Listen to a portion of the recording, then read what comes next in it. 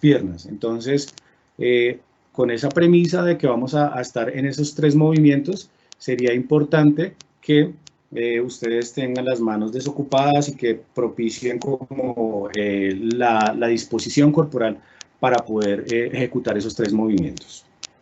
Quiero presentarles, para esa experiencia que les propongo vivir de sonido y de movimiento, a 3 acompañantes que vamos a tener durante la experiencia, y estos acompañantes son 3 instrumentos, de los cuales este es el primero.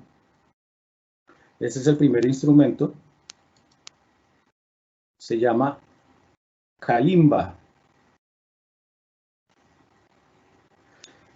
Una kalimba es un instrumento de procedencia africana, tiene unas lengüetas y suena.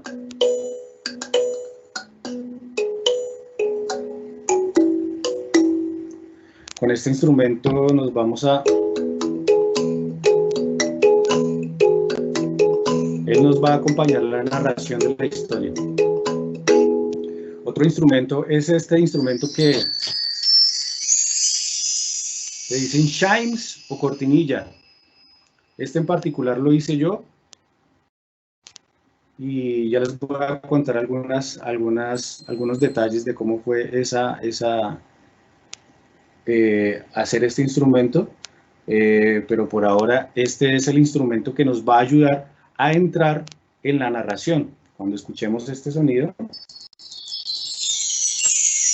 entonces estamos entrando en la narración, y cuando escuchemos este sonido, vamos a salir de la narración y a entrar en las dinámicas de movimiento. Entonces este instrumento se llama lira. La lira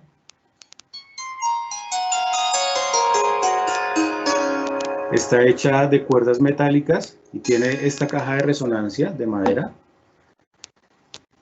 Y todos estos instrumentos tienen una procedencia y un contexto geográfico particular. Este es africano, este instrumento es más de procedencia oriental y luego europea.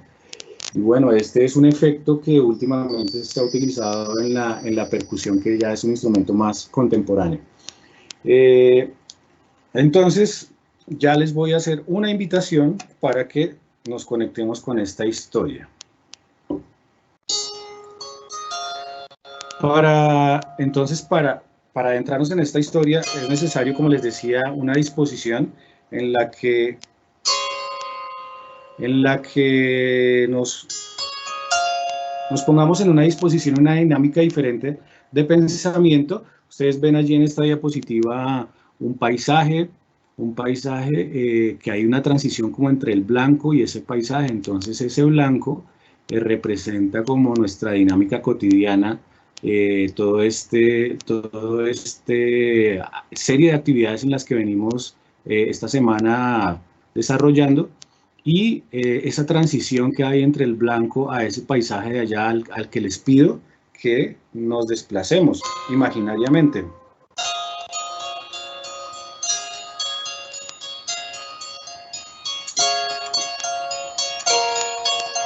Si bien yo les propongo esta imagen del paisaje, seguramente cada uno tendrá un lugar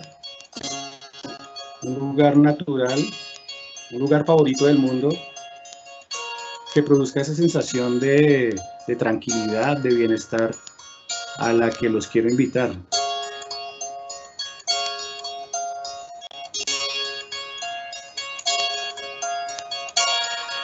Si cada uno recuerda ese espacio, ese lugar favorito del mundo, cómo es recorrerlo, cómo es caminar por ese espacio, a qué huele, qué sensación nos produce estar en ese espacio.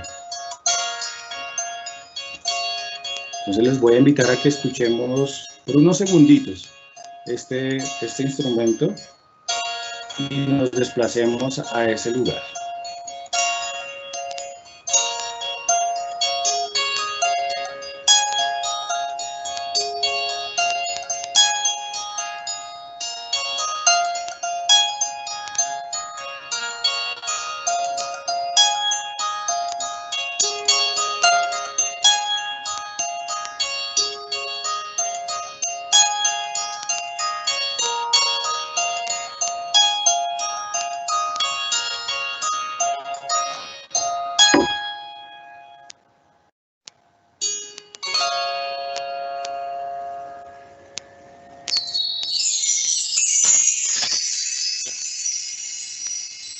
Les voy a contar la historia de las gotas mensajeras.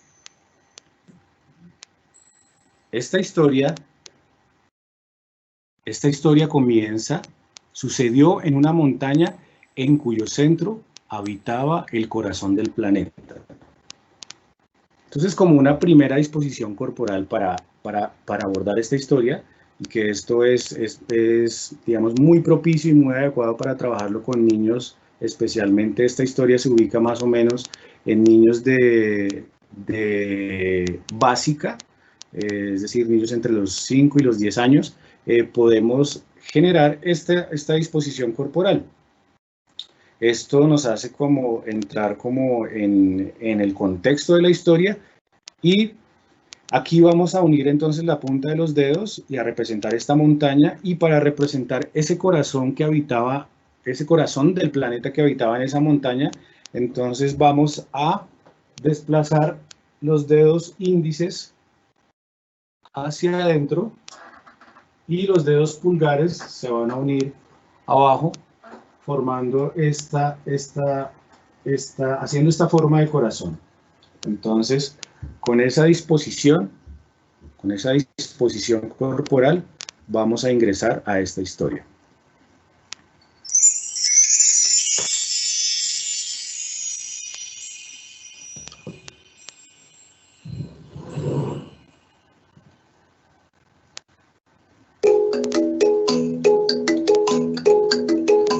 Una persona que pasaba cerca de esa montaña se interesó por un goteo que sonaba incesantemente.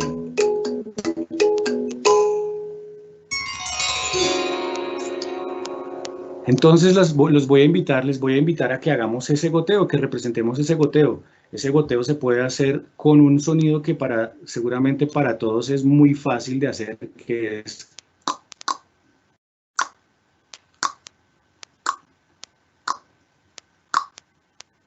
Entonces volvamos a la posición de la montaña y vamos a imaginarnos cómo al interior de esa montaña se produce ese goteo.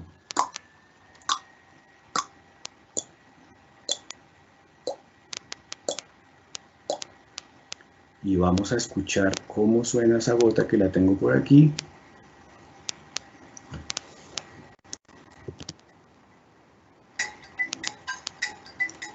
Y esa gota nos va a seguir acompañando.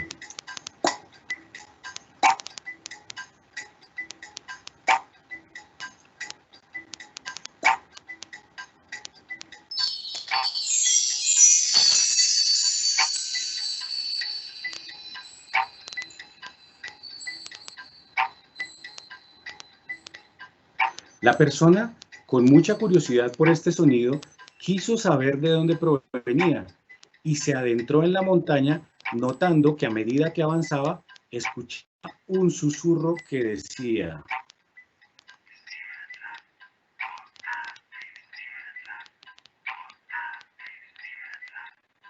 entonces, tal vez ustedes estén empezando a escuchar un susurro que contiene esta frase que está aquí escrita. Luego les explicaré por qué se puede pensar que es con C o con S. Y ese susurro dice efectivamente lo que está ahí expresado. Gota de sierra.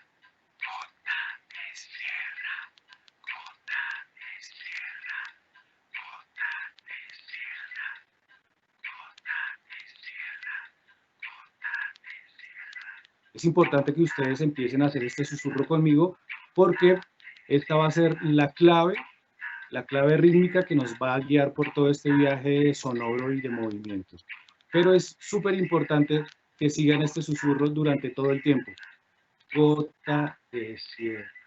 Susurrado sonaría: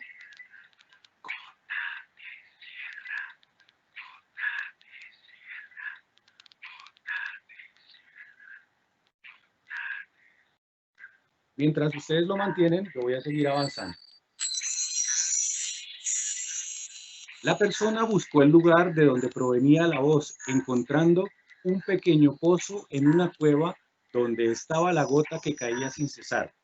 Estando allí, escuchó una nueva voz que le dijo: Somos gotas de agua mensajeras y queremos mostrarte lo que hacemos. Para eso debes seguir el ciclo de nuestro recorrido. Entonces, la primera clave de movimiento que vamos a seguir para el recorrido y el ciclo del agua es acentuando la sílaba O del sur. Y esa sílaba la vamos a acentuar con la voz, mientras que el resto de la frase va a continuar siendo susurrada. Así. O, o, o, o, o, o. El paso a seguir es acompañar esta sílaba como abandonamos de la montaña y vamos a con el primer movimiento sonoro. O,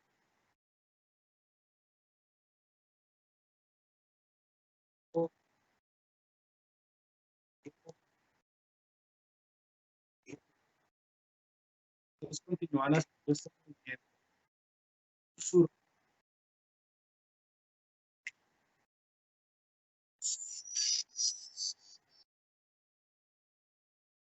Del cielo bajamos hasta tocar la cumbre de la montaña. Y ese sonido, ese momento de tocar la cumbre de la montaña, lo vamos a acompañar acentuando la sílaba ta, ta, ta,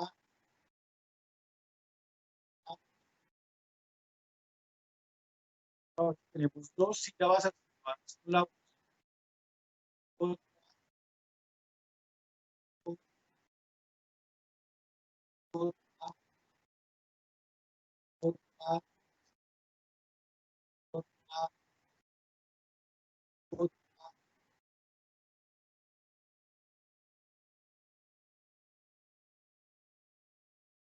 gota.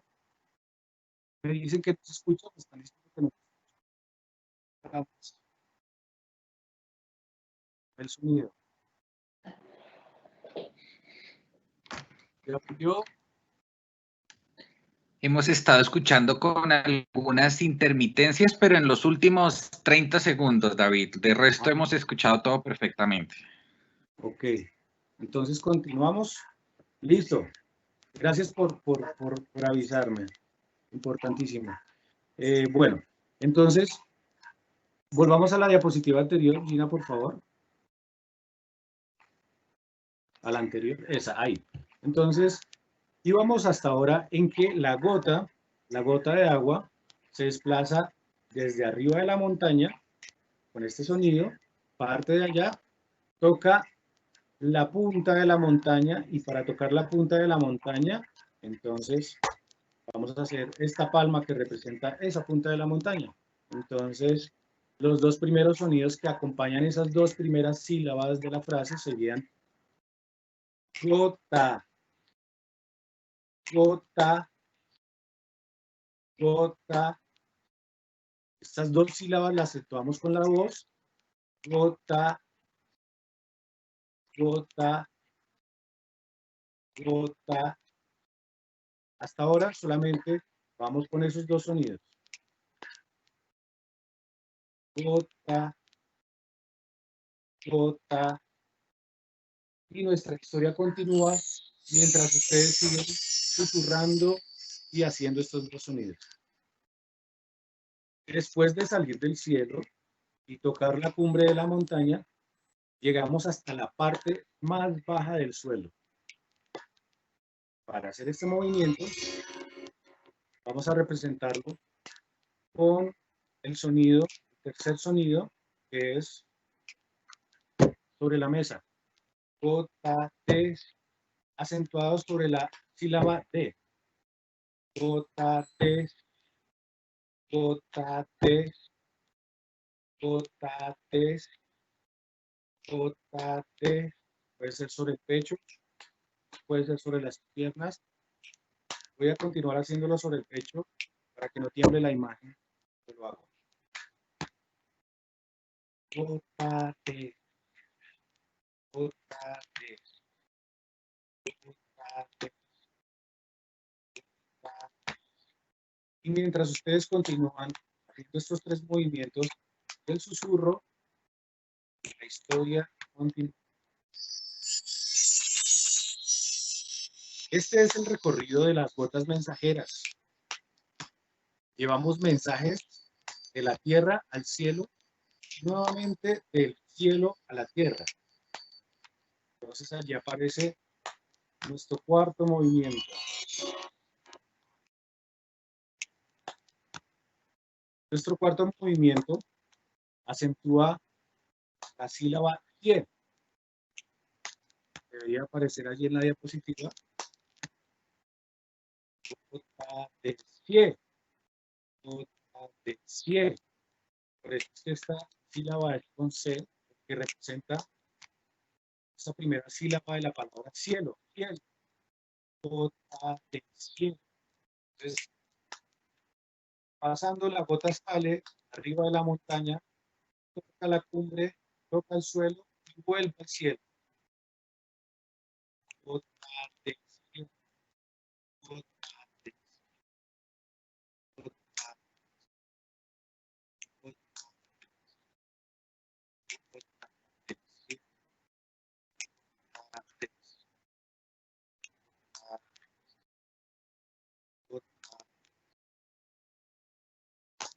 Vamos a integrar mientras ustedes continúan viendo la frase. Vamos a continuar con el quinto movimiento, que es ra.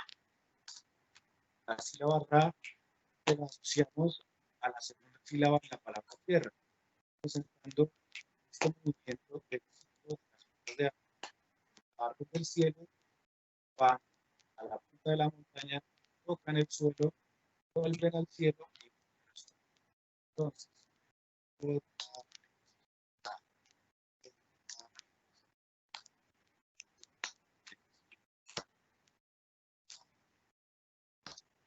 y en este momento ya lo que decimos ya no es susurro, lo que es una voz baja.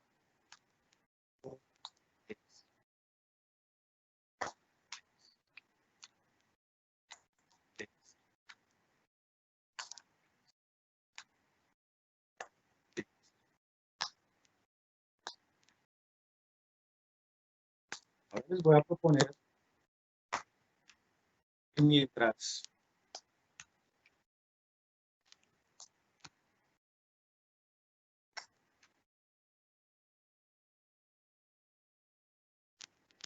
¿ya se escucha?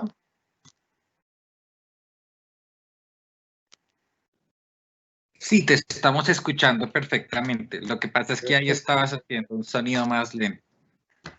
Ok, gracias. Entonces vamos hasta ahora con nuestros 5 movimientos.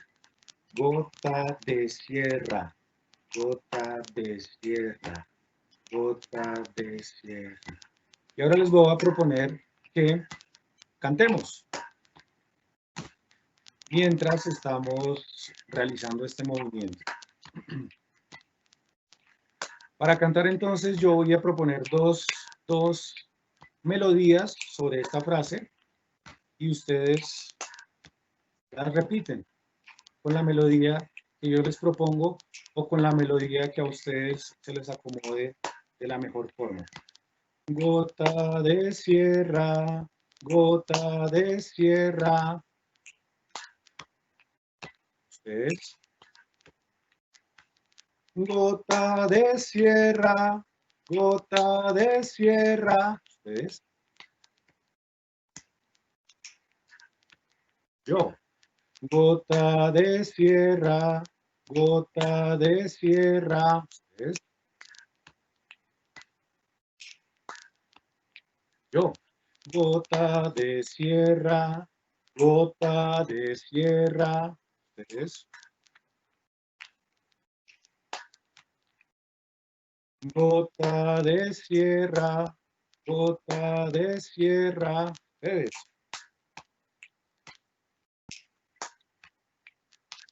Gota de sierra, gota de sierra.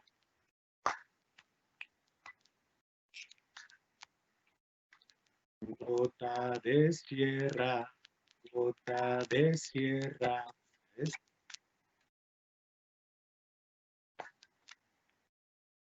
Gota de sierra, gota de sierra.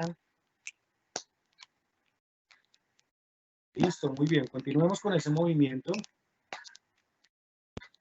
Ahora continúa la historia. Se dice que las gotas de agua son mensajeras del cielo y de la tierra. Nacen de las entrañas de la tierra y recorren su superficie para nutrir a todos los seres que habitan el planeta.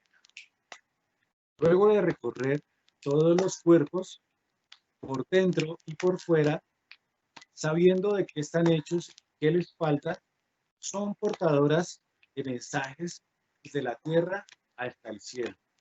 Allí, en las alturas, renuevan y elevan los secretos de la tierra para que estén más cerca de la luz.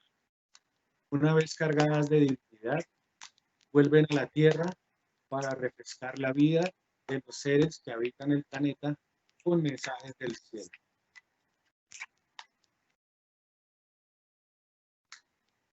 Poco a poco vamos a ir haciendo este movimiento más pequeño y vamos a ir haciendo que el susurro también cada vez sea más suave.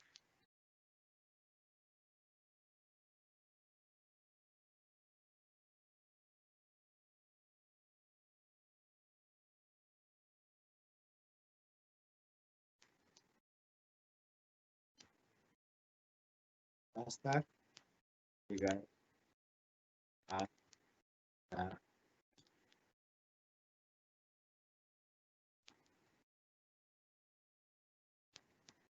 siguiente.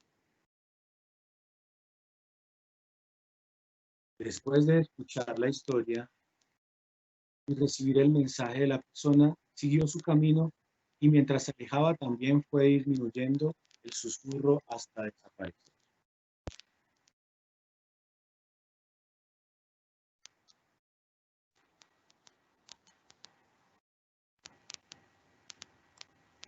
Y así finaliza esta historia.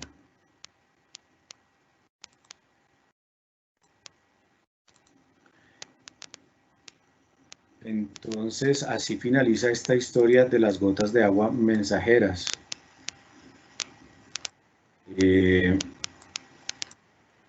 Siguiente. Entonces, bueno, espero que hayan podido desarrollar algunos de estos movimientos que les propuse.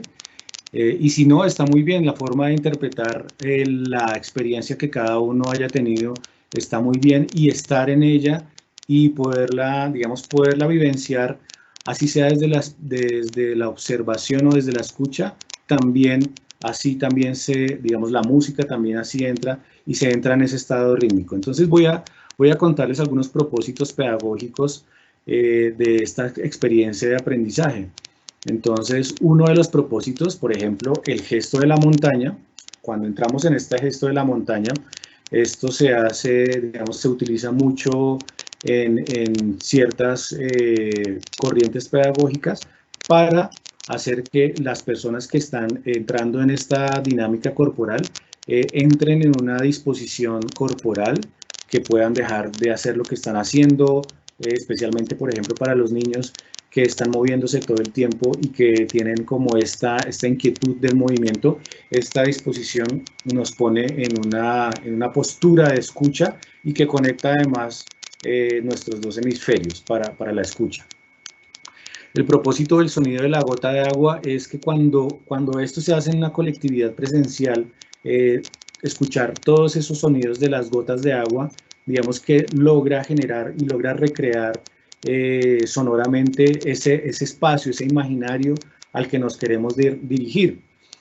El propósito, por ejemplo, del susurro y la repetición cíclica de este susurro es entrar en un estado rítmico, digamos, desde muchas tradiciones musicales y culturales, se utilizan músicas cíclicas que hacen entrar en un estado rítmico, en un estado de pensamiento, en un estado, digamos, corporal, que nos permite apropiar el ritmo. Entonces, en este caso, si ustedes recuerdan, el ritmo que yo les propuse inicialmente, este ritmo se parece al ritmo de bambuco, ¿cierto? Entonces, seguramente ustedes lo habrán escuchado y se les parece al ritmo de bambuco que tal vez muchos de ustedes conozcan. El propósito entonces de este susurro y de esta repetición cíclica es hacer entrar a las personas en esa métrica del bambuco, que después ya va a ser mucho más fácil pasar a un instrumento cuando tengamos que hacer.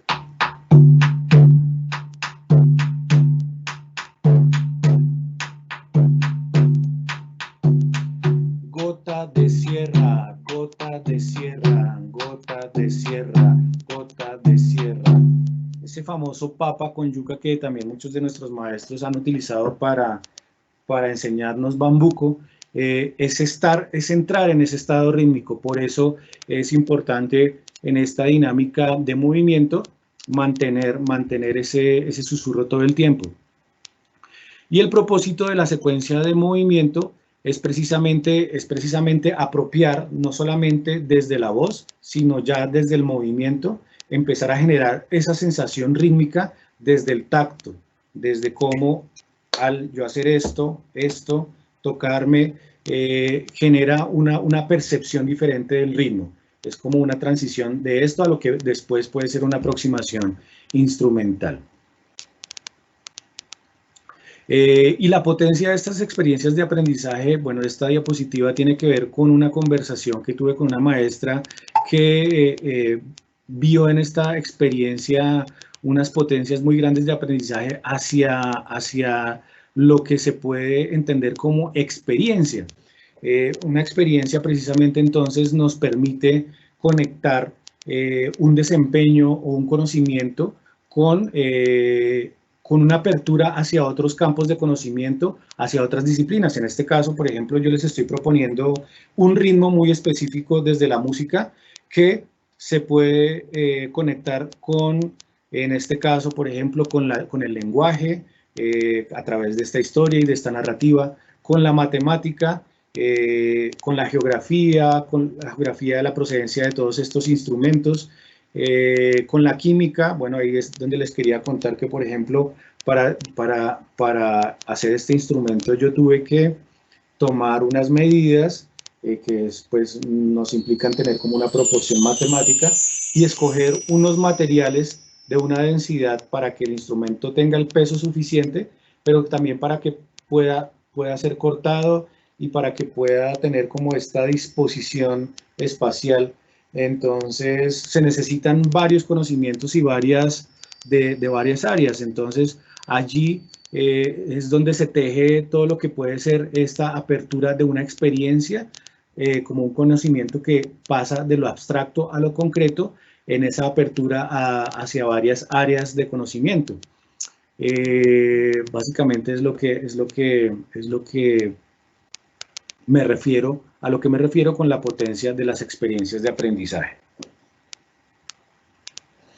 Y entonces, esto también nos conecta con esto que he venido hablando de la experiencia. Esa experiencia que aquí me acordé de un teórico que habla del aprendizaje experiencial o del modelo de aprendizaje basado en experiencias, que lo propone David Kolb, y sobre él habla Marta Grañó en un artículo publicado en el 2018 sobre este ciclo del aprendizaje experiencial. Entonces, este ciclo lo recordé precisamente por el ciclo del agua, en el que cómo podemos decir que una gota de agua empieza arriba o que empieza en el suelo. Cualquiera de los momentos del ciclo del agua puede ser pensado o interpretado como un inicio. Asimismo, el aprendizaje experiencial, en el aprendizaje experiencial se trata de extraer la experiencia concreta por medio de las emociones y la observación reflexiva a través de escuchar y observar para pasar a la conceptualización abstracta y la experimentación activa. Entonces allí hay 4 elementos importantes que son la experiencia concreta, la observación reflexiva, la conceptualización abstracta y la experimentación activa. Estos son los 4 esferas en este diagrama que aparece en esta diapositiva que nos generan este ciclo que metafóricamente puede ser similar al ciclo del agua. Cualquiera de los 4 momentos puede ser el inicio del ciclo. Desde la forma de aprender a través de la práctica se asimila mucho mejor el concepto que se trabaja y queda interiorizado de un modo mucho más potente. Y aquí es donde cobra mucha importancia entender la educación artística como experiencia. Y en general, digamos que yo lo propongo como educación artística precisamente porque mi saber disciplinar está anclado en la música, pero la invitación entonces es a que ustedes piensen si esto que yo les propongo como experiencia de educación artística es posible ser aplicado en otras áreas de conocimiento. Yo le propongo entonces varias dimensiones de la experiencia como son el sentir, el vivir, los afectos, los procesos racionales, la reflexión y el hacer. En este momento, pues que se está hablando tanto de lo socioemocional y que ha cobrado tanta importancia lo socioemocional a partir de toda esta experiencia que la pandemia nos ha puesto a vivir y cómo los aprendizajes se instalan en esa dinámica de aprendizaje particular a la que nos ha puesto esta situación, pues ha cobrado mucha importancia lo socioafectivo. Y precisamente este es un ejemplo de cómo podríamos propiciar experiencias de aprendizaje aún en este contexto, pero cómo eso que puede ser la experiencia de aprendizaje y que vehicula afectos, sentires, debería mantenerse siempre en las experiencias de aprendizaje, por lo menos en la educación artística. Entonces, este momento al que estamos adentrándonos, por supuesto, como se dan cuenta ustedes, ya nos pone en una dinámica más reflexiva, que es ese ciclo que se complementa con la acción que les propuse inicialmente. Y entonces, aquí es donde, en ese marco de esas reflexiones, donde nos adentramos en el tema de la autoevaluación, y quisiera proponerles entonces que esta palabra que aparece allí destacada, valorar, sea, digamos, la que nos guíe en este ámbito de la autoevaluación, valorar la experiencia que cada uno de nosotros ha tenido.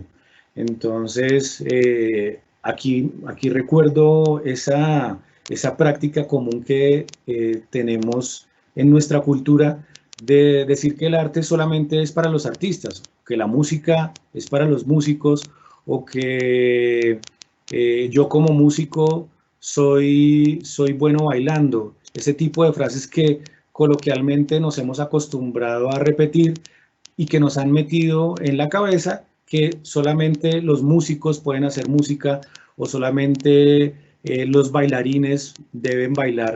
Y es algo que nos ha restado la posibilidad de encontrar en el arte una herramienta de vida. Entonces, este tipo de experiencias precisamente se proponen desde la idea de valorar cómo el esfuerzo de hacer este movimiento y de adentrarnos en esta experiencia rítmica nos genera cosas en el cuerpo, nos genera cosas en el pensamiento que más adelante se puede traducir a un toque de instrumentos o simplemente a vivir esa experiencia. Y solo cada uno de ustedes pudo saber qué vivió, cómo lo vivió, qué pensó y qué aprendió. Entonces, a partir de estas preguntas que aparecen allí, es que los quiero invitar a que empecemos a manifestarnos en el chat para que ustedes me compartan cómo vivieron esta experiencia, qué sintieron, qué pensaron y qué aprendieron. Entonces, digamos que la autoevaluación propone este tipo de entradas para que valoremos y hagamos esa autorreflexión de las experiencias de aprendizaje y propone este tipo de instrumentos. Un primer instrumento es este tipo de preguntas abiertas muy generales que seguramente serían suficientes para una persona adulta que solamente, por ejemplo, con una pregunta, ¿cómo lo vivió? Una persona adulta podría empezar a contar un montón de cosas, de qué pensó, de qué sintió, de qué especialmente aprendió durante la experiencia. Pero a medida que las edades disminuyen, tal vez sea necesario entrar con otro tipo de instrumentos a recabar esa información, a indagar, a escudriñar, ayudarle a la persona a indagar qué sintió, cómo lo sintió, qué pensó, qué aprendió. Entonces, una de estas entradas es estas preguntas abiertas generales. En la siguiente diapositiva vamos a encontrar algunas preguntas un poco más específicas y centradas en dos dimensiones del ser humano, como son las habilidades y las necesidades. Entonces, allí también los invito a que ustedes nos cuenten a través del chat qué sintieron o qué respuesta le podrían dar ustedes a estas preguntas un poco más específicas y que son instrumentos o recursos que uno como maestro puede implementar para empezar a indagar sobre esa autorreflexión. Entonces, ¿qué recordé que puedo hacer? Por ejemplo, seguramente a ustedes les habrán llegado recuerdos de infancia con esta dinámica musical y sonora que les propuse. ¿Qué descubrí que puedo hacer? Tal vez alguien habrá descubierto que tiene habilidades para disociar, habilidades para este tipo de movimientos que les propuse yo, qué disfruté hacer y qué me gustaría volver a hacer. Y en estas dos preguntas hay un motor muy importante de lo que es ese volver a las experiencias de aprendizaje y es indagar qué se disfruta, qué se hace desde el placer y desde esa fruición, desde ese gusto de desarrollar las actividades. Y otro tipo de preguntas que podemos estructurar como maestros es ¿qué puedo practicar para mejorar la experiencia? O ¿qué puedo potenciar para disfrutar la experiencia? Y estas preguntas pues se ubican mucho más en el ámbito de las necesidades.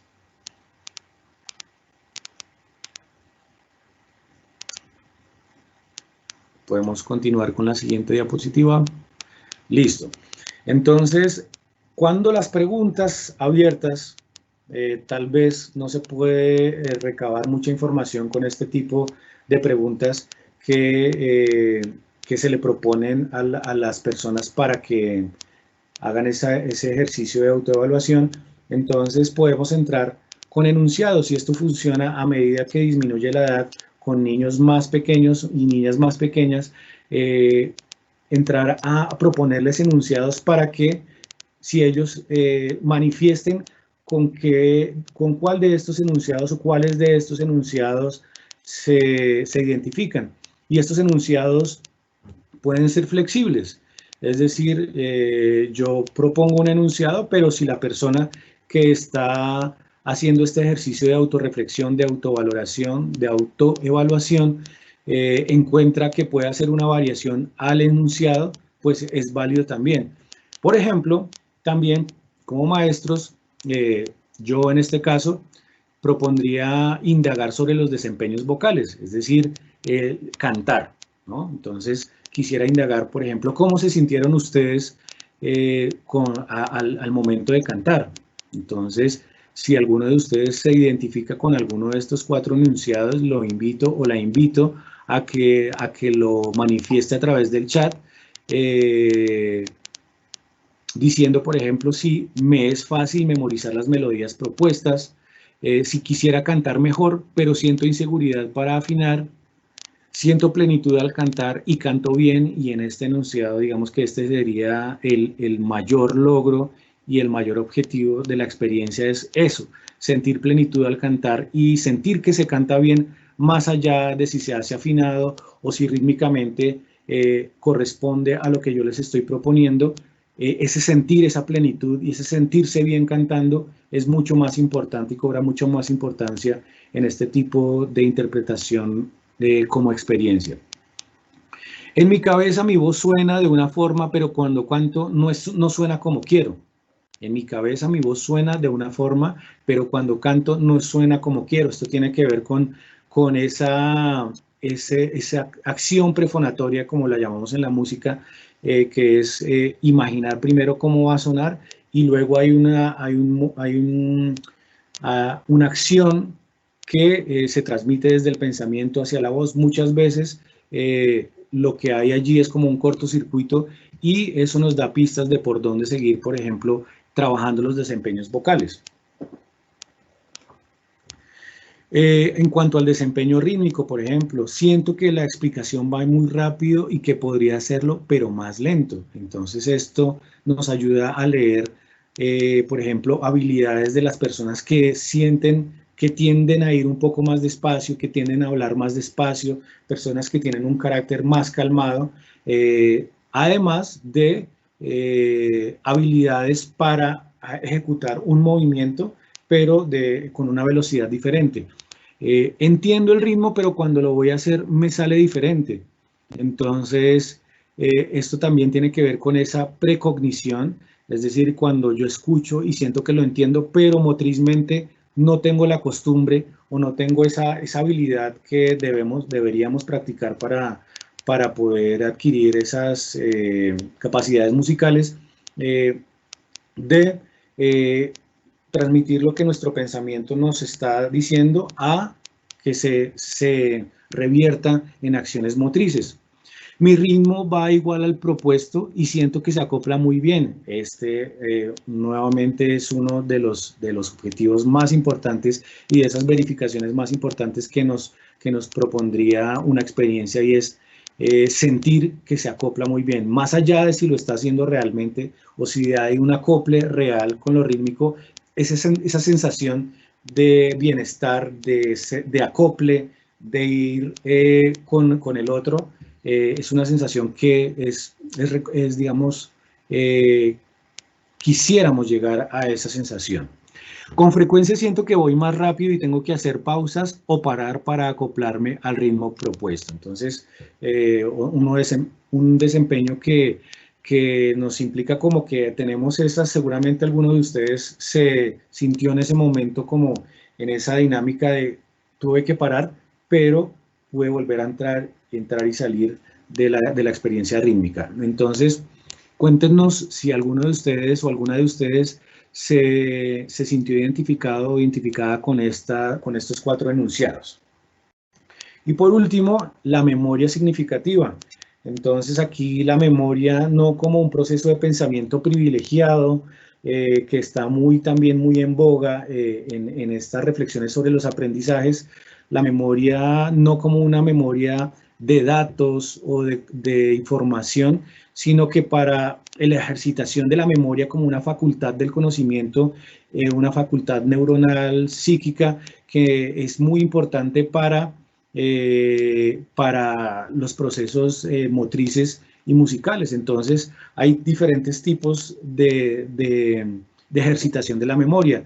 No es lo mismo ejercitar un movimiento que espacialmente me implica lograr memorizar unos recorridos que memorizar una melodía o unos sonidos o memorizar una imagen.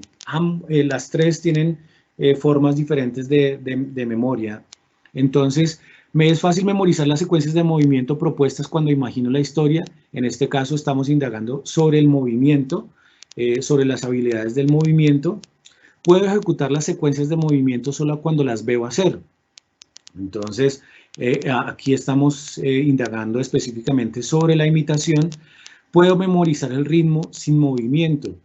Estamos indagando sobre las habilidades musicales y habilidades rítmicas descontextualizadas del movimiento y nuevamente entonces cómo la experiencia nos implica recoger varias de esas habilidades.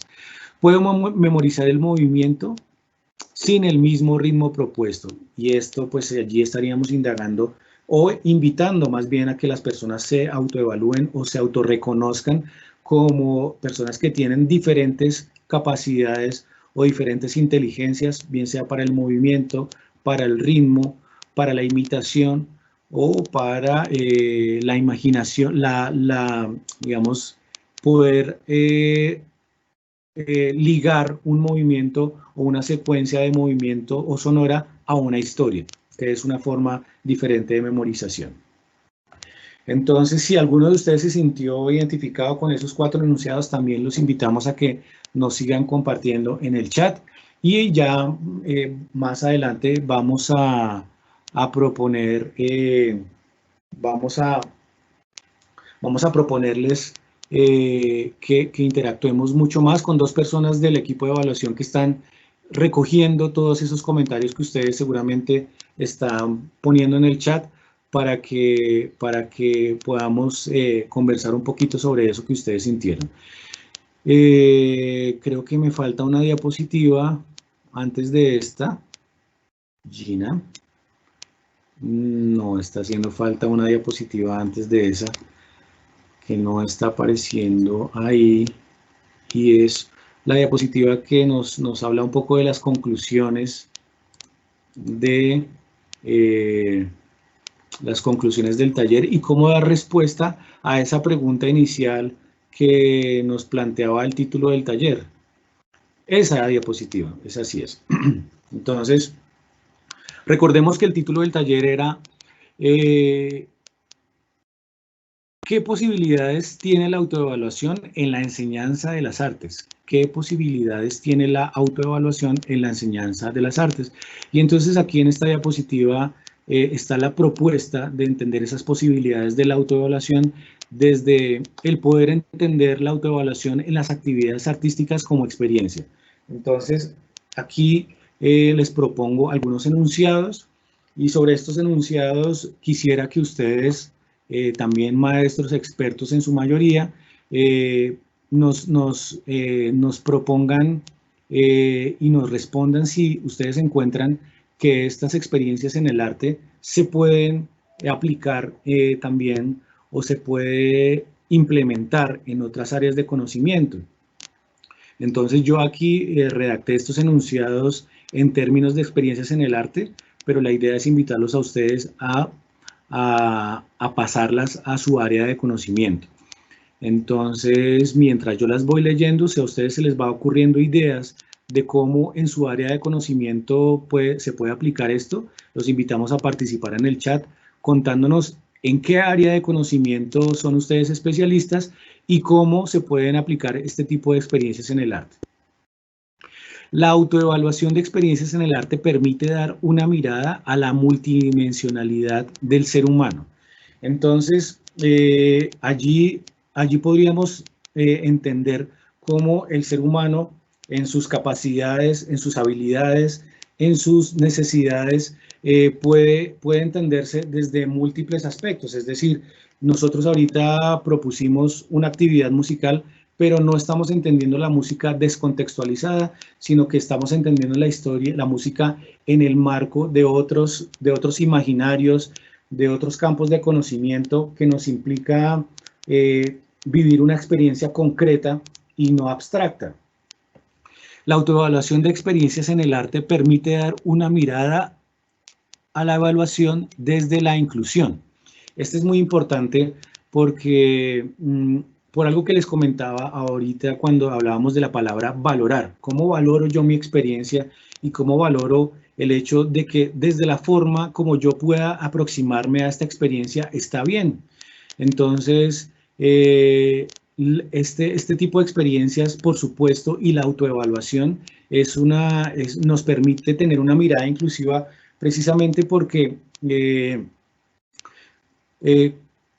culturalmente hemos vivido este sesgo del arte solamente para los artistas y allí, digamos que no es necesario pertenecer a una población especial para hablar de inclusión, sino que también muchas veces nosotros hemos podido sentirnos excluidos de ciertas dinámicas o de ciertos campos de conocimiento por nuestro desempeño.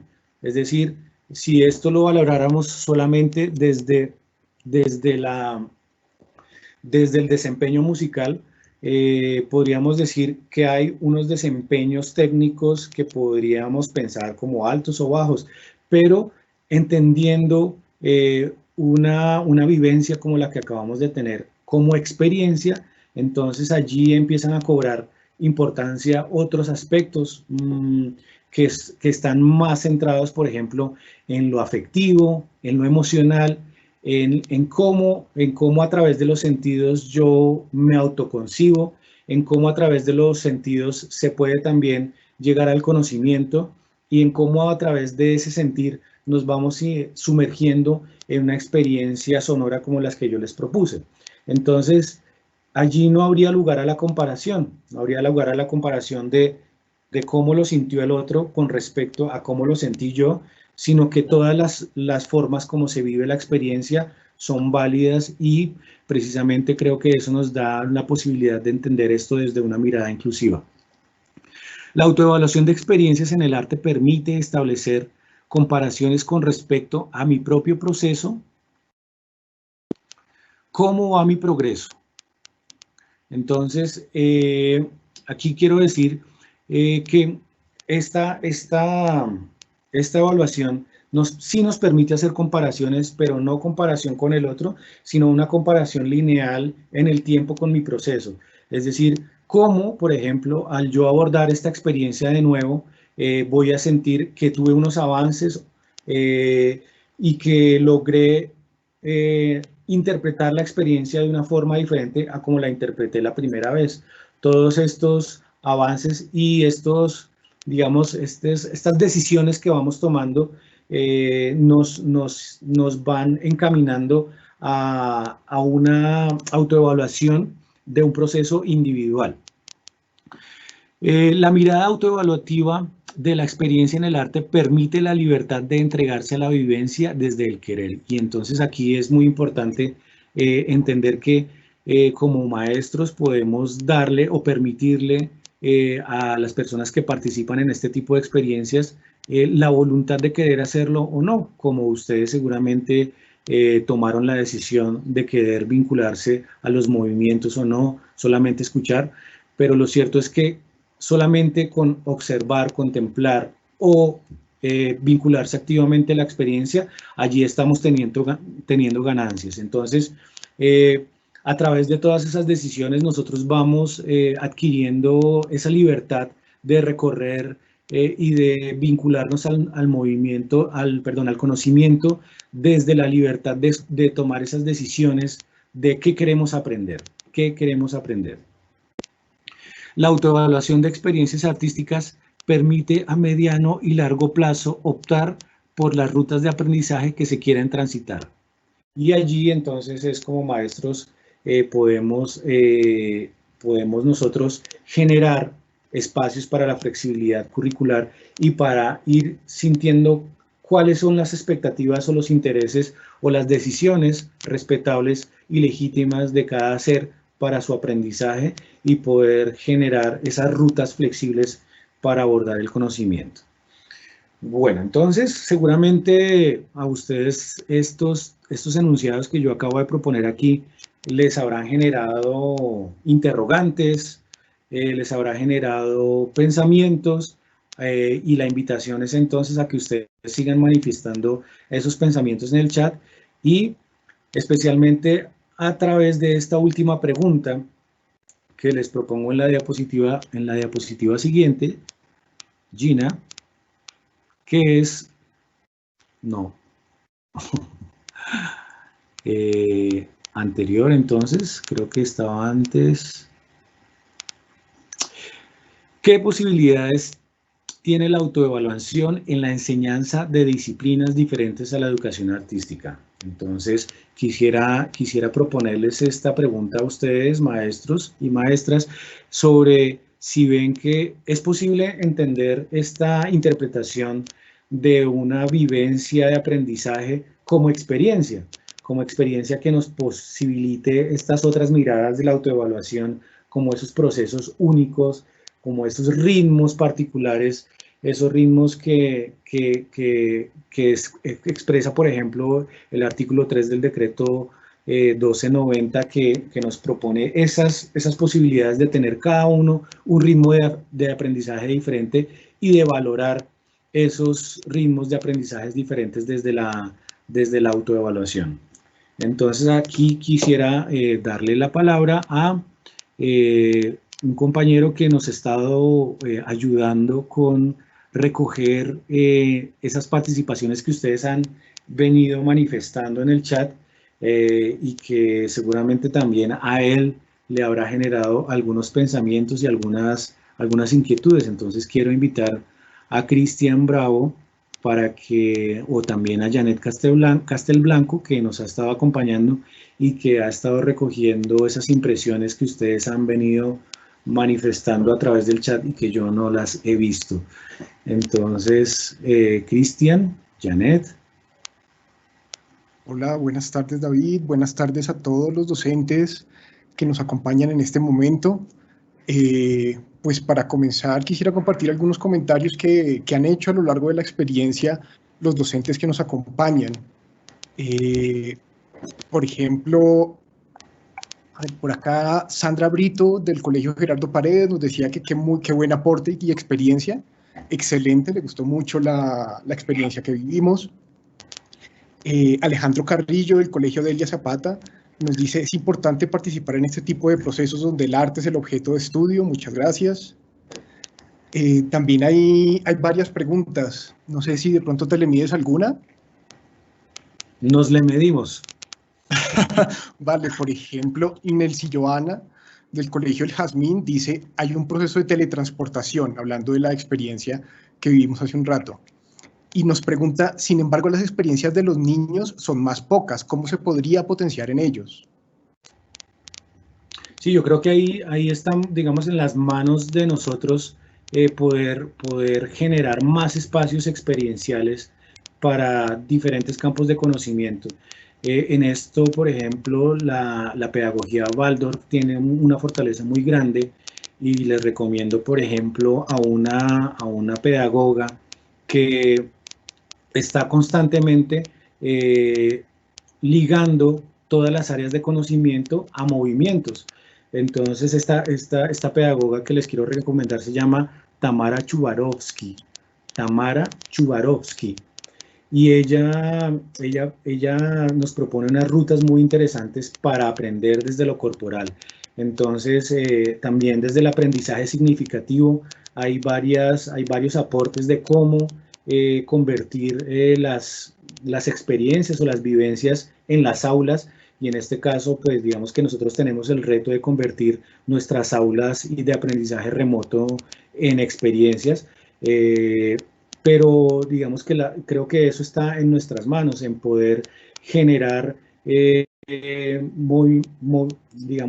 vivencias y aprendizajes que estén enmarcados en las posibilidades de la imaginación, como lo mencionaba hace un rato, de extendernos hacia otras áreas de conocimiento, y en esto, por ejemplo, los proyectos conjuntos, los proyectos de aula son muy importantes. Como yo me uno con un maestro o una maestra de otra disciplina para generar un proyecto conjunto que, por un lado, reduzca la cantidad de trabajo que están teniendo los estudiantes en este momento, y por otro lado, pueda sobre una misma actividad evaluar o generar aprendizajes conjuntos y comunes que seguramente desde esta visión integradora varias áreas de conocimiento pueden tener.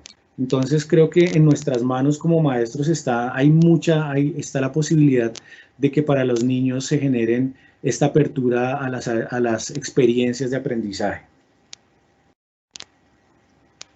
Listo. La profesora Gloria Isabel Murillo nos pregunta: ¿cómo hacer para dejar de ser arrítmica? ¿Qué consejo le das tú a esta profe? Bueno, hay una cosa fundamental para dejar de ser arrítmica, y es dejar de pensar que se es arrítmico. Digamos que ese yo creo que es un fantasma, y es muy cruel que nos autodenominemos como arrítmicos, o que denominemos a otra persona como arrítmica. No existe una persona arrítmica.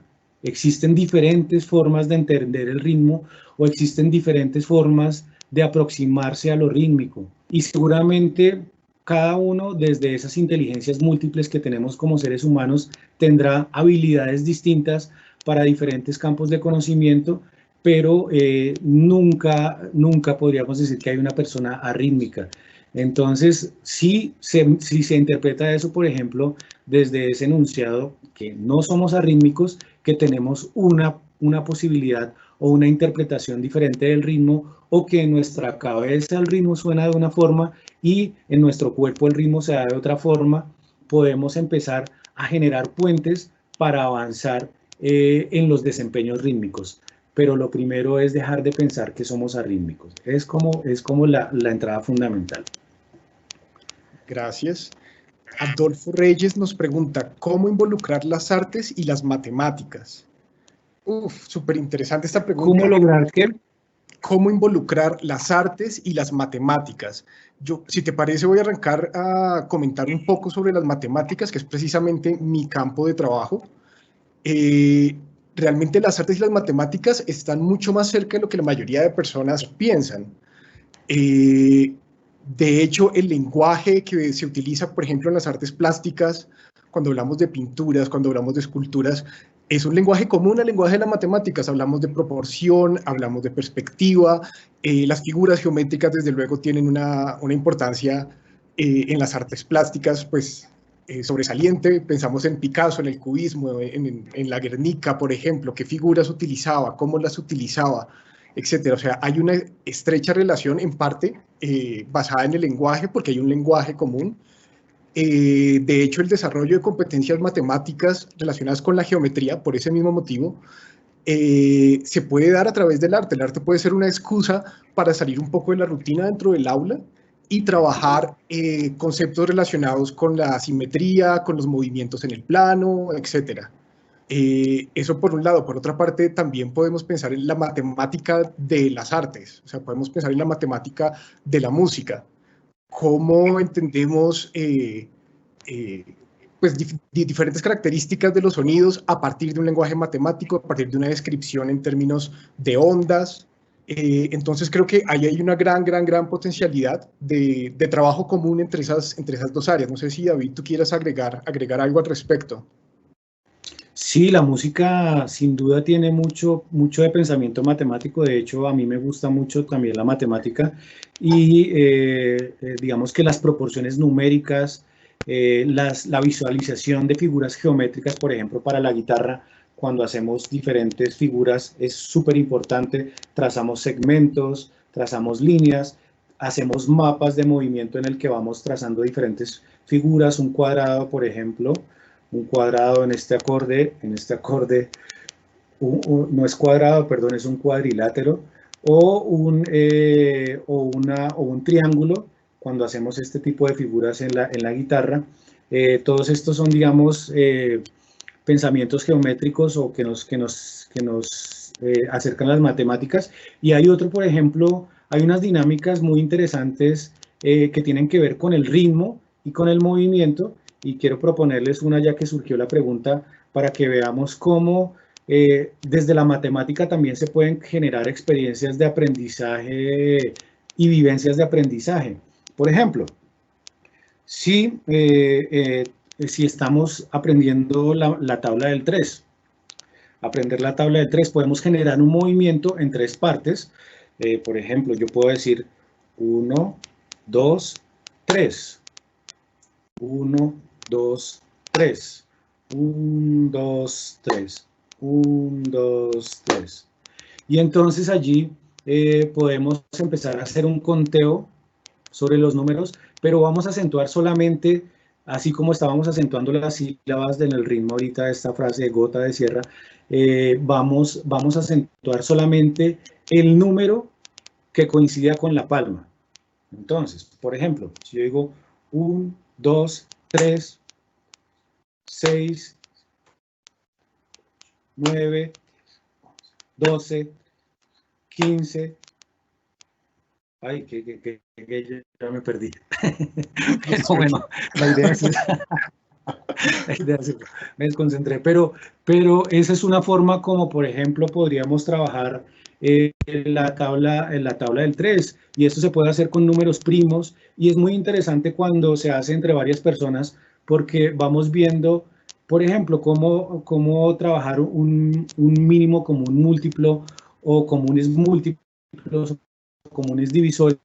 Podríamos hacerlo con una persona que vaya acentuando, por ejemplo, un movimiento de 5 partes. Entonces, no sé, se me ocurre 1, 2, 3, 4, 5. 1, 2, 3, 4, 5.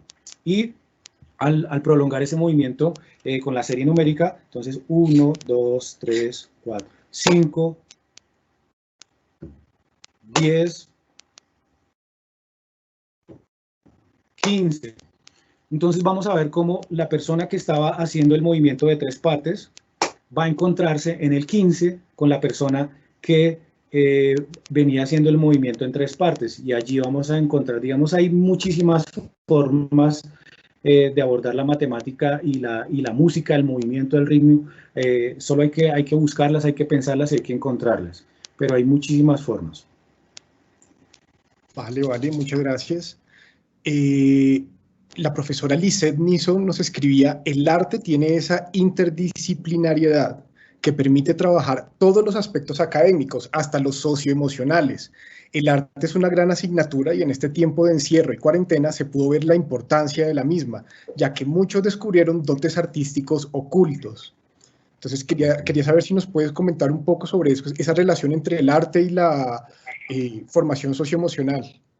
Sí, creo que este contexto de aislamiento nos ha puesto a darle un valor muy importante al arte, es decir, a la música, por ejemplo, que podemos escuchar, a cómo a través de todas estas representaciones virtuales que están apareciendo en TikTok, nos podemos divertir, podemos explorar nuestras capacidades, digamos, gestuales, podemos cantar. Como por ejemplo a través de seguramente una herramienta que los maestros estarán utilizando mucho, que es el dibujo, podemos pasar de la abstracción del conocimiento a una imagen. Entonces, a mí me ha causado mucha curiosidad y mucha alegría cómo este contexto de aislamiento nos ha puesto en el lugar de la valoración tan importante de lo socioemocional.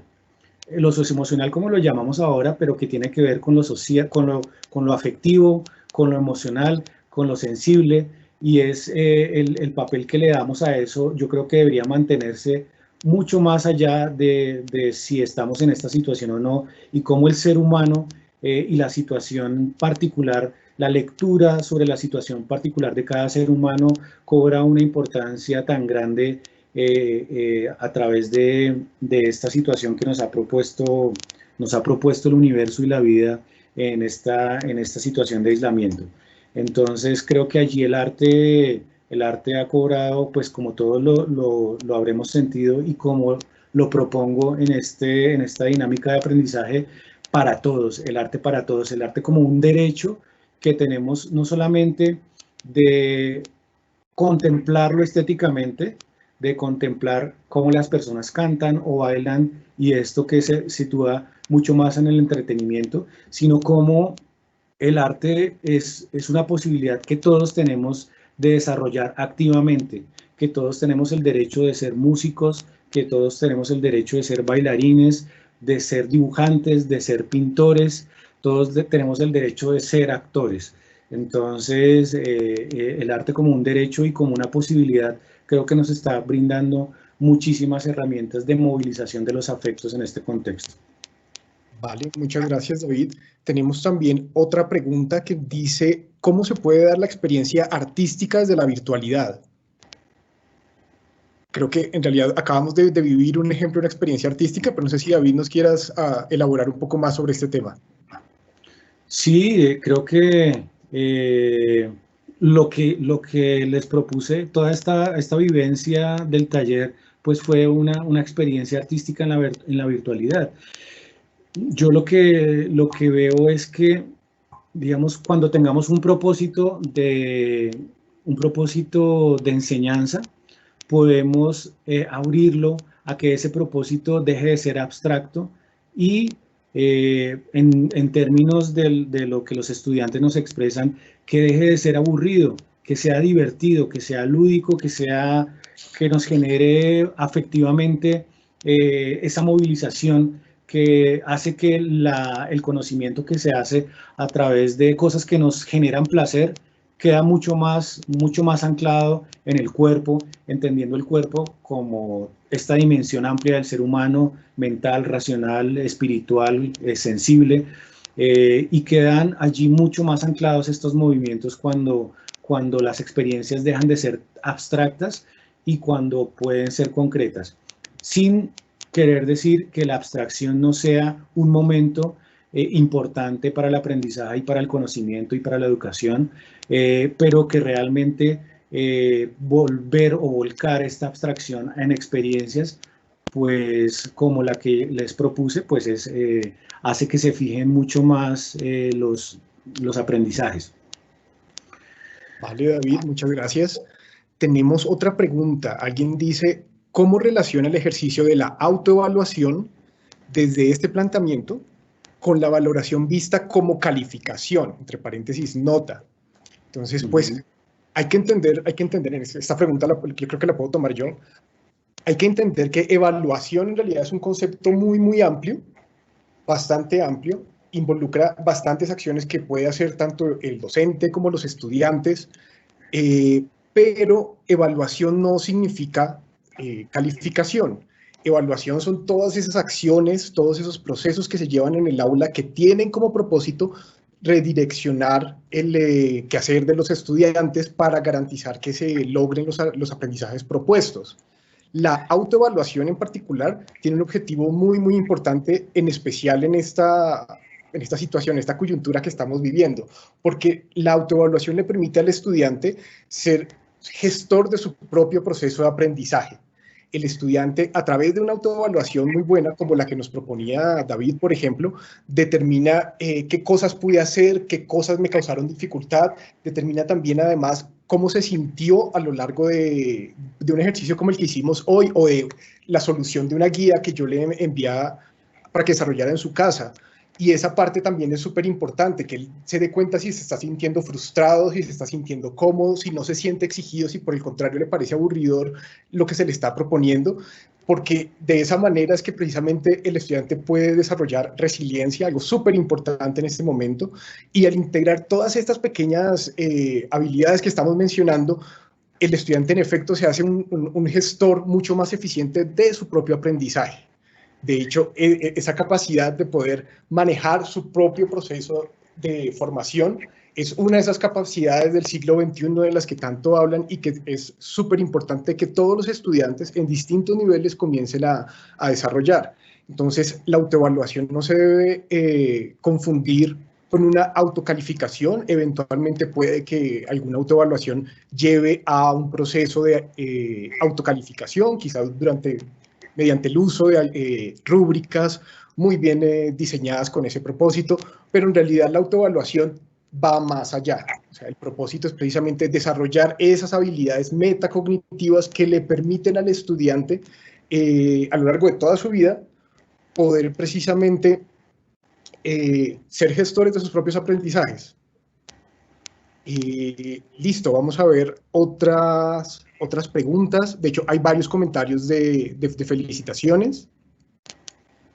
Muchas gracias a todos por esos comentarios. A ver, ¿qué otra pregunta tenemos por aquí? Adolfo Reyes comenta, fíjate que el lenguaje en la pintura, el teatro, el dibujo, tienen de alguna manera un elemento de comunicación natural, la expresión, la creatividad.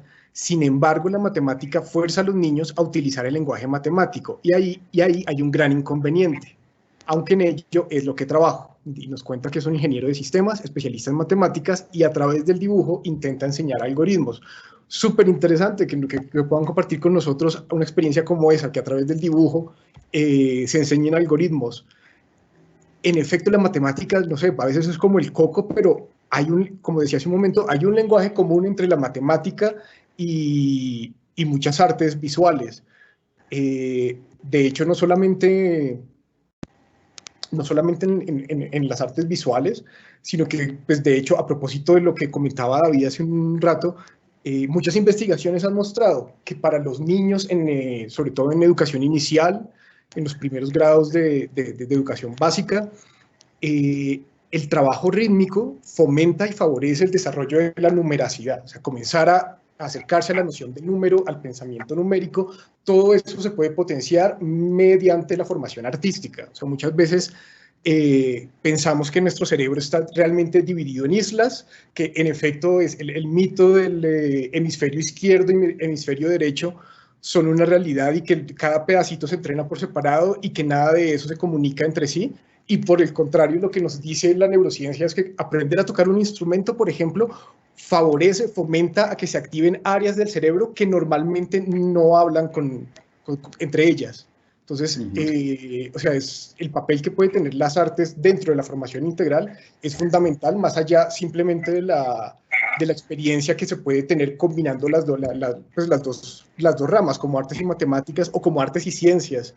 Muchas veces también se piensa que las artes y las ciencias de pronto son dispares, y sin embargo, pues nuestros científicos renacentistas, todos eran también artistas y filósofos, realmente tenían una visión integral del mundo y de la experiencia humana.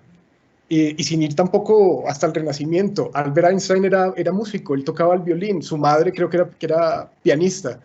De hecho, su esposa alguna vez dijo que ella se enamoró de Albert Einstein precisamente porque lo escuchó tocando el violín. Y pues la anécdota continúa diciendo que cuando Albert Einstein se sentía frustrado de trabajar en algún problema porque no encontraba solución, muchas veces se relajaba, se sentaba un rato al piano, tocaba un rato el violín y luego retomaba su trabajo. Entonces, pues, ese es otro ejemplo de que realmente no somos un rompecabezas donde las piezas están dispares y realmente no encajan, sino que somos un todo. Y por eso es tan importante la formación integral, que las artes formen parte de la formación de todos los niños. Por aquí dice, bueno, un comentario anónimo dice: ¿cómo hacer que nuestros niños se apropien de nuestros ritmos autóctonos, como el porro, la cumbia, el bambuque, el pasillo, en vez del reggaetón y la música extranjera? ¿Tú qué opinas al respecto, David? Creo que este es un tema como controversial. Sí, bastante. Bueno, yo en particular, yo he sido de formación y por gusto también he estado como muy cercano a las músicas tradicionales colombianas. Sin embargo, después de mucho recorrer las tradiciones colombianas y de mucho recorrer también como los espacios de aprendizaje en colegios, en universidades, como profesor, pues me he dado cuenta que no, digamos que es mi perspectiva, situar a las músicas tradicionales por encima o darles un valor superior a otros contextos musicales, pues es digamos que algo que no favorece mucho las decisiones de aprendizaje de los estudiantes. Entonces, yo sí considero que las músicas tradicionales y las tradiciones culturales regionales de nuestro país vehiculan muchos valores y vehiculan mucho un conocimiento muy rico y muy valioso. Sin embargo, no las ubico en un lugar privilegiado con respecto a otras expresiones culturales, incluso contemporáneas, que estamos viviendo ahora. Entonces yo creo que más allá de prohibir o digamos, de señalar estas otras tendencias actuales de los niños y de los jóvenes, de las niñas, niños y jóvenes, es poder señalar la riqueza tan grande que hay en esas tradiciones culturales que nosotros hemos podido vivenciar de una forma más cercana, y mostrarlas, seguirlas mostrando, seguirlas digamos, transmitiendo también. Entonces, por ejemplo, con mis hijas yo ellas no escuchan este tipo de músicas que mencionan, pero porque es su decisión. Digamos que ellas pueden tener la decisión de escucharlas o no, pero realmente a ellas les gusta la tradición colombiana precisamente porque yo les he mostrado muchísimo de lo que se puede hacer y ellas la aprecian, pero también les gusta el pop y también les gusta el rock y eso está muy bien también, digamos que no está mal. Entonces, yo creo que ahí hay una discusión profunda desde muchas formas de interpretar el tema, pero pues esta es la mía. Vale, vale, muchas gracias, David. Alguien aquí también nos pregunta del Colegio El Jazmín, un momento, por favor. Nesli Joana, del Colegio El Jazmín, nos pregunta, ¿el arte y la tecnología juegan un papel en alianza para superar la crisis de salubridad? ¿Tú qué opinas al respecto? ¿Cómo integramos arte y tecnología para superar la crisis por la que estamos pasando, para hacerla más llevadera al menos? ¿Tú qué opinas? Sí, yo creo que a todo lo que nos está invitando también esta afortunada situación que podemos verla como algo que nos está generando muchos aprendizajes, es a que realmente nos está invitando a integrar el conocimiento y a integrarlo de manera que podamos entender que si bien algunas áreas de conocimiento han estado históricamente enfatizadas en ciertos aspectos del ser humano y, por ejemplo, pensamos que las matemáticas tienen un componente eminentemente racional y que las artes tienen un componente eminentemente sensible, tal vez sea el momento de empezar a pensar que las artes también tienen un saber, no solamente un ser, que también tienen un conocimiento, que también vehiculan posibilidades epistémicas y de acceder al conocimiento, que si bien puede entrar por lo sensible, también el arte puede generar conocimiento. Y por lo mismo, las matemáticas no deberían ser entendidas solamente, por ejemplo, desde un componente o desde un énfasis eminentemente racional, sino que las matemáticas están presentes en todas nuestras proporciones corporales, en todos nuestros ritmos vitales, que tienen mucho de proporciones de matemáticas, de proporciones numéricas, y es como poder empezar a integrar la vida y las diferentes dimensiones del ser humano en esto que es el cuerpo o la corporeidad o la corporalidad entendida de una forma mucho más amplia que esa división tradicional que hemos tenido de cuerpo, mente, espíritu, y que somos una sola cosa. Entonces la tecnología y el arte, por ejemplo, en este caso, pues como todos lo hemos visto, se ha integrado y a los artistas nos ha implicado el tema de generar esa habilidad para movernos con recursos tecnológicos y para generar dinámicas artísticas experienciales en el arte, por ejemplo, para los maestros, y la tecnología, por supuesto, que está llena de arte y es lo que está inundando las redes sociales y es lo que está inundando toda esta estrategia de publicidad que tenemos, entonces, de la que nos vemos bombardeados todo el tiempo.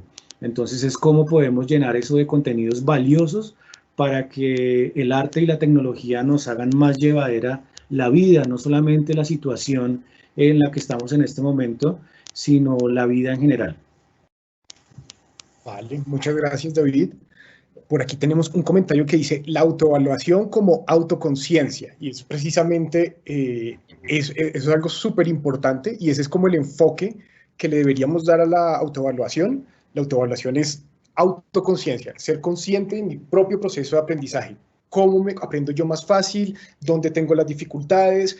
¿Qué lagunas tengo de pronto en mi conocimiento? Porque solamente cuando un estudiante, sobre todo ahora que tiene que trabajar de manera remota con sus profesores, solamente cuando el estudiante, la estudiante logra identificar esas falencias que puede tener, cuando tiene precisamente esa autoconciencia, es que realmente se puede empoderar y apropiarse de su propio aprendizaje y tomar las medidas necesarias, pedirle al profesor la ayuda necesaria para poder superar esos vacíos, esas lagunas que tenga. La profesora Nidia Ladino, nos pregunta, en este proceso evaluativo, ¿cómo ven ustedes la coevaluación y la heteroevaluación para definir la nota de cada periodo? pues en efecto, por lo general la nota en el colegio, al menos en mi caso, siempre salía de un resultado de heteroevaluación en que el profesor era el que ponía la nota. Por lo general era la típica evaluación del examen con preguntas abiertas, donde uno contestaba y a partir de ahí se sacaba la mayoría de las notas. Eventualmente había quizá algún trabajo, alguna exposición, pero siempre estaba todo enmarcado en la heteroevaluación. Desde luego la coevaluación viene a jugar un papel importante en la medida en la que, sobre todo si es una coevaluación que está guiada con unas rúbricas potentes, que le permiten al estudiante no solamente juzgar de pronto, valorar el trabajo de sus compañeros, sino además a partir de ese proceso también identificar cómo va a ser su propio trabajo valorado. En efecto, se puede utilizar la coevaluación como una estrategia para llegar a la nota, como digo, insisto, utilizando unas rúbricas de calificación muy potentes, muy claras, muy precisas para que los estudiantes puedan valorar su trabajo o el de sus compañeros. Pero, sin embargo, yo insisto, la evaluación es mucho más que poner una nota. Entonces, hay que tener eso presente. Aquí nos hacen una pregunta sobre cómo es posible hacer la enseñanza de un instrumento, asumo que se trata de un instrumento musical, de manera efectiva dentro de la virtualidad. ¿Tú qué consejo darías en ese sentido? ¿Cómo aprender a tocar un instrumento desde la virtualidad? Pues hay muchas entradas posibles, dependiendo de la edad de la persona que quiera aprender a tocar el instrumento. Yo recomiendo que, por ejemplo, a menor edad podamos generar cada vez experiencias, mucho más experiencias de este tipo como la que les propuse en este taller, en la que asociemos los movimientos que se generan en el instrumento a imágenes, a historias, a narrativas, y allí digamos que se fija mucho más fácil el aprendizaje de un instrumento. Por ejemplo, como les proponía yo ahorita, ese gota de sierra, nos logró hacernos como apropiarnos de un bucle rítmico, de un esquema rítmico que seguramente nos va creo que se cortó un poquito la imagen, la transmisión. Bueno, el hecho de apropiarnos de un bucle rítmico como el que les propuse en la actividad nos hace enfrentar la motricidad en un instrumento de una forma diferente. Entonces yo recomiendo que cuando, por ejemplo, son niños los que están en esta tarea de aprendizaje, lo podamos vincular a imágenes, a historias, a sonidos, a cosas que nos generen imaginación y que nos generen como esa posibilidad de memorizar de una forma diferente. Cuando ya, digamos, vamos aumentando en edad, digamos que para la virtualidad pues es importante el tema de la imitación, y allí les cuento que yo, por ejemplo, he aprendido muchísimo de videos de los maestros de la tradición colombiana, en los que esto nos genera como nos implica esa inteligencia para leer las lateralidades, para leer las direccionalidades, para leer los timbres y las secuencias rítmicas de movimiento. Entonces, a través de la imitación creo que hay un mundo de posibilidades grandísimo que pues no se pierde con la virtualidad. Entonces yo creo que todas las posibilidades de aprender un instrumento están dadas y están ahí en este mundo virtual. Vale, David, muchas gracias. Rubiela nos dice, interesante cómo se ha abordado el concepto de autoevaluación y la dimensión de las artes en la educación y en las prácticas pedagógicas. Muchas gracias, Rubiela. Adolfo Reyes nos cuenta, quisiera notar que la matemática a nivel de escuela elemental se presta para abordarla de forma artística. Eso es muy cierto. Creo que quizá esa combinación arte y matemática es en especial eficiente en la educación primaria y quizá en la educación inicial. Pero como anota Adolfo, sin embargo en secundaria tiene que saber manejar el álgebra. Y allí se vuelve muy operativo, así digan que no. eso es cierto, la matemática, al igual que pues, todas las disciplinas, tienen un grado de especificidad que lleva a que va a haber momentos en donde se tenga que trabajar de una manera independiente y de una manera como específica. Sin embargo, yo creo que existe la invitación para que busquemos momentos de encuentro entre distintas áreas a lo largo del año. Creo que en esta coyuntura en la que nos hemos encontrado, hemos visto testimonios de profes que han hecho unas cosas maravillosas, precisamente trabajando en equipo, involucrando a otras disciplinas dentro de su planeación, proponiendo proyectos transversales. Realmente ha sido algo muy, muy, muy interesante lo que hemos podido observar. Muchísimas gracias, Adolfo, por el comentario, porque sí trae ese punto que es importante a colación. Y creo que hemos estado hablando especialmente de matemáticas y a eso nos ha direccionado la conversación hacia allá, pero creo que hacia todas las áreas el arte pues, puede entrar allí a vehicular, a transportar, a llevar mensajes de conocimiento y que nos ayuden a sacar estas áreas de conocimiento de este énfasis racional y nos puedan ayudar como a explotar toda esa faceta socioemocional que tiene cualquier área de conocimiento, la química, la física, el lenguaje, el inglés, por ejemplo, que para el cual es tan importante el arte. Entonces, para todas las áreas de conocimiento es válido. Sí, muchas gracias, David. Además que precisamente hablando de otras áreas, hemos hablado mucho de la asociación de matemáticas y música, por ejemplo, pero quizá hay una sociedad aún más fuerte entre el lenguaje y el desarrollo de esas capacidades comunicativas y la música. O sea, los estudios al respecto son amplios y pues como les digo, refuerzan muchísimo esa relación que existen. Hay muchas terapias, por ejemplo, para personas que tienen dislexia, niños que tienen dislexia, que se basan precisamente en la música, porque la evidencia nos muestra cómo a través de la música se puede ayudar, se puede fomentar el desarrollo de competencias comunicativas. Lo mismo ocurre cuando de pronto personas tartamudean. Nuevamente, la música es un vehículo que permite superar, mejorar y sobre todo fortalecer esa parte afectiva, mejorar la autoestima, a la vez que se van superando las dificultades que se tienen en el aprendizaje. O sea, el papel, el rol, la potencia que tienen las artes en otras áreas, no solo en matemáticas, que de pronto nos fuimos demasiado por ahí por mi formación, es muy fuerte. O sea, el papel que puede tener las artes, que puede tener el teatro, por ejemplo, para desarrollar esas competencias socioafectivas, socioemocionales, esas competencias ciudadanas, la capacidad de ponerme en el papel del otro, de entender cómo siente otra persona. Eso es algo fundamental. Creo que es cierto, nos fuimos mucho hacia las matemáticas, cuando en realidad en las otras áreas, en efecto, el rol que pueden jugar las artes es muy, muy, muy fuerte. Gustavo Ruiz nos pregunta cómo desarrollar el concepto de autoevaluación en el contexto de las artes plásticas. David, no sé tú qué sugerencias podrías dar específicamente sobre artes plásticas, cómo trabajar la autoevaluación en ese contexto. Sí, yo creo que digamos que estos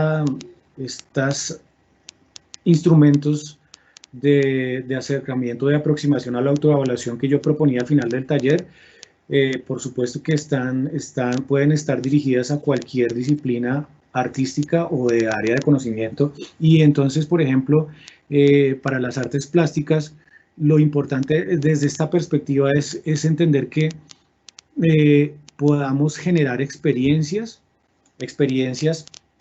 con el trabajo en las artes plásticas, experiencias que seguramente muchos de nosotros hemos vivido en nuestra formación a través de la pintura, de lo tridimensional, incluso en este momento a través de los recursos audiovisuales y de cómo, por ejemplo, la fotografía o el video nos generan muchas posibilidades desde lo plástico.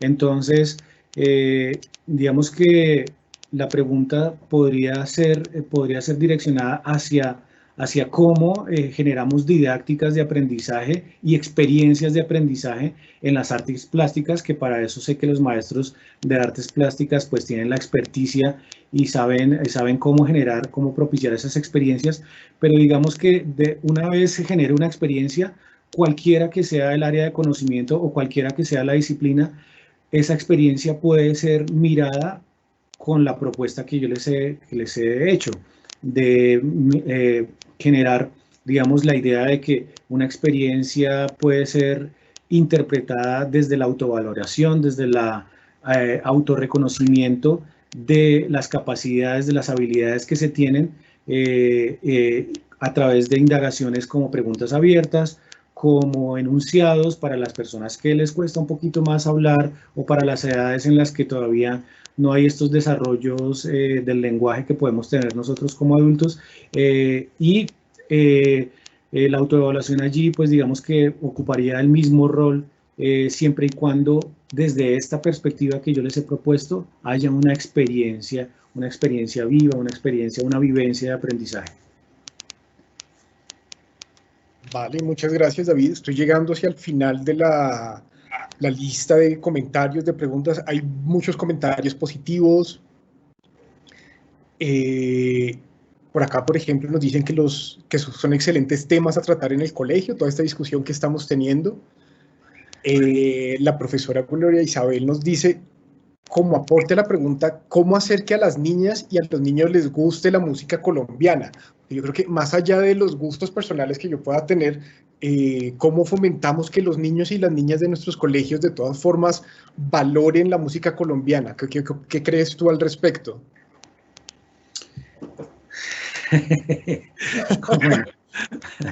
Yo creo que no. Ese tema de la música que escuchan nuestros jóvenes, hay varios comentarios al respecto, entonces yo sabía que íbamos a seguir encontrando preguntas sobre ese tema, pero me parece que la profesora Gloria hace una pregunta muy válida, ¿no? ¿Cómo precisamente fomentar ese gusto por la música colombiana, aprender a valorarlo? Sí, yo creo que uno no puede hacer que a alguien le guste algo. Yo creo que eso es una decisión, la decisión de que a alguien le guste algo es de cada quien. Y precisamente este tema de entender las vivencias de aprendizaje como experiencias nos permite entender que la persona que recibe el conocimiento tiene una decisión y especialmente en este tema del gusto y de lo estético, pues uno no puede decir qué le gusta a otra persona o qué no le gustan, pero sí puede mostrarle o brindarle información para que esa persona conozca la perspectiva por la cual uno considera que esa información que le está brindando es adecuada. Entonces, en este caso, creo que la información que trae la música colombiana o la cultura tradicional, regional colombiana, pues es muy rica, tiene mucha riqueza.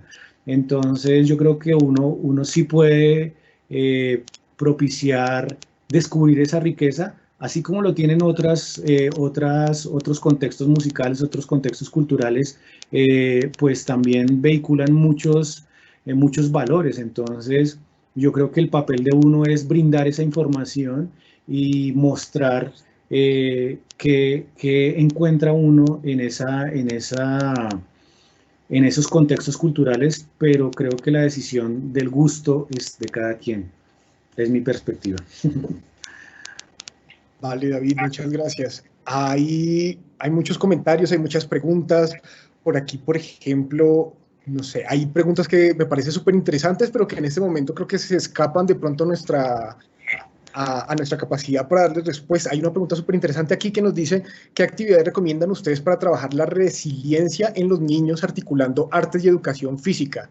Yo, pues, en mi formación no me atrevería yo a aventurar una respuesta. No sé si tú de pronto pienses algo al respecto, tengas alguna idea. Bueno, pues creo que durante todo lo que hemos venido conversando hay como unas pistas para resolver esta pregunta o este interrogante, y es que la resiliencia como ese estado de mantenernos con la alegría ese estado de bienestar que podemos mantener a pesar de circunstancias adversas como la que podemos estar viviendo. La música, el arte, la tecnología, las matemáticas, la educación física nos brindan herramientas muy importantes para el trabajo de lo socioemocional, que es de lo que hemos venido hablando todo este rato. Entonces yo he encontrado casos y testimonios y experiencias de maestros muy interesantes, de maestros de educación física y maestras de educación física que nos han mostrado a través del portal Red Académica y de ese espacio que se llama Entre Profes. Allí hay un video de un maestro de educación física y de otros maestros de otras áreas que nos han mostrado cómo no solamente la música y la educación física, sino todas las áreas de conocimiento se han volcado a darle una importancia fundamental al ser humano y a esta faceta socioemocional del ser humano que para todos nosotros es importante fortalecer. Entonces yo creo que esa suma de lo socioafectivo, de la resiliencia y de todas las áreas artísticas es la que nos ha permitido tener hoy una visión positiva de todo lo que está sucediendo a pesar de las circunstancias adversas.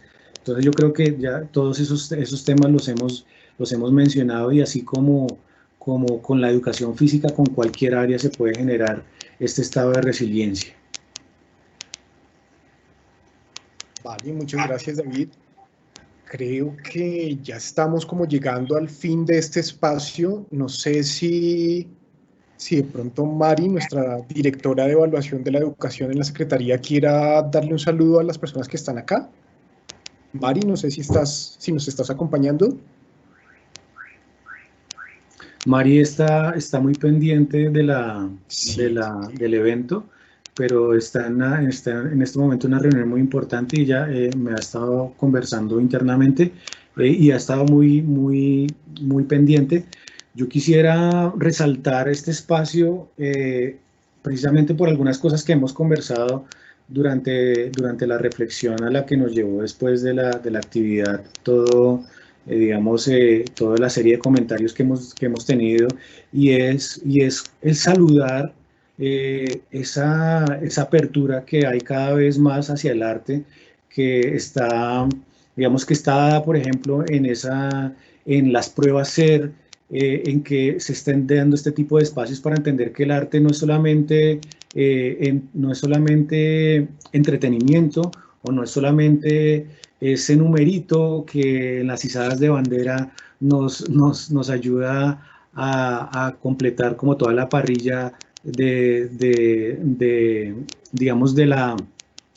este componente curricular de los colegios, sino que el arte es también un campo de conocimiento, un campo de saber, un campo que además nos pone transversalmente unas posibilidades con lo socioemocional, pero también con el conocimiento y con el saber. Entonces yo saludo mucho el hecho de que se estén dando este tipo de espacios, saludar como la iniciativa que tuvo el subsecretario de Calidad y Pertinencia para generar este espacio, también la compañía y el apoyo que han tenido todos los miembros del equipo de evaluación en cabeza de su directora Maribel Páez, y pues agradecer por cada vez generar más espacio para el arte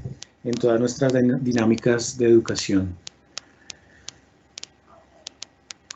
Bueno, yo creo que estamos ya terminando, estamos llegando ya al final. Pues agradezco muchísimo también a todos los maestros y maestras y a todas las personas también del nivel central que se han manifestado y que han aceptado esta invitación. A pesar de que había muchos eventos simultáneos, pues hemos tenido una cantidad numerosa de asistentes, a quienes les agradezco por haber permanecido hasta el final, porque creo que fue constante ese número de asistentes. Entonces les agradezco muchísimo por estar acá y estamos atentos a sus inquietudes a través de de los diferentes canales de comunicación que ha dispuesto la Secretaría de Educación para recoger sus impresiones. Recordarles también que este taller queda grabado y que va a estar disponible en la parrilla de la oferta académica del portal Red Académica y de la Secretaría de Educación de Bogotá.